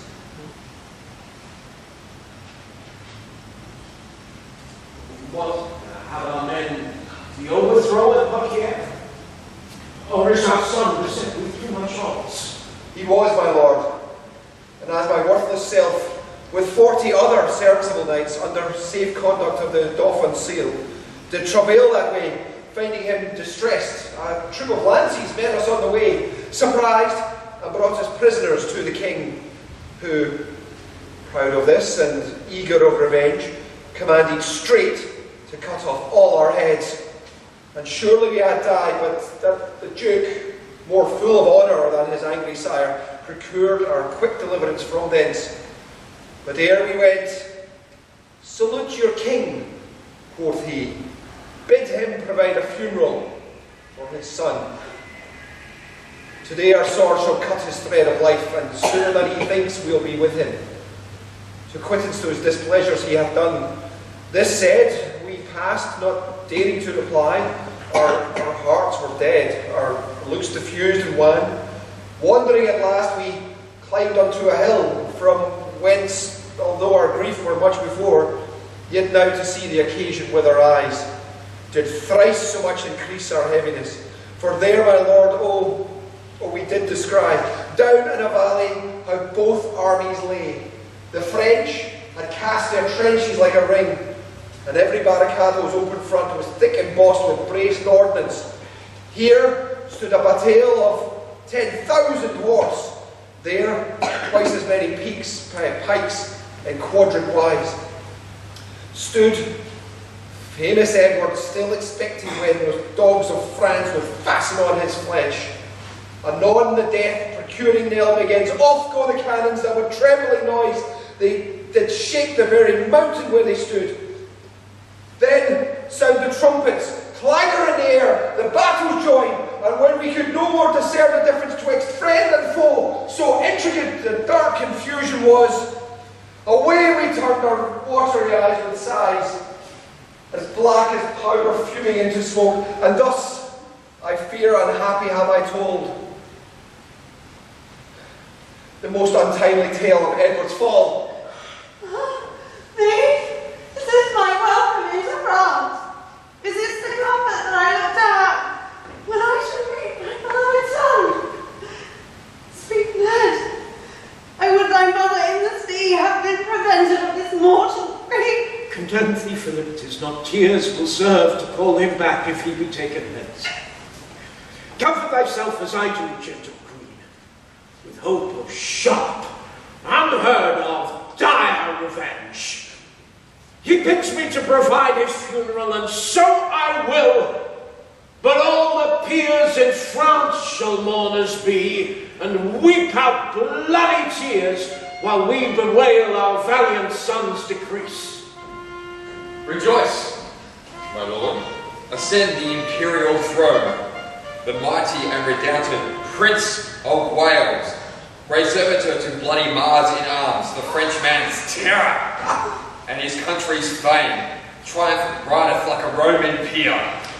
And only his hero comes afoot, King John of France, together with his son in captive bonds, whose diadem he brings to crown thee with and proclaim thee king. Are we with mourning, Philip? Oh, wipe thine eyes! Sound trumpets, welcome in Plantagenet! As sins are lost when they're found again! Oh, so that thy son rejoice in his father's heart! Be this a token to express my joy, for inward passion will not let me speak.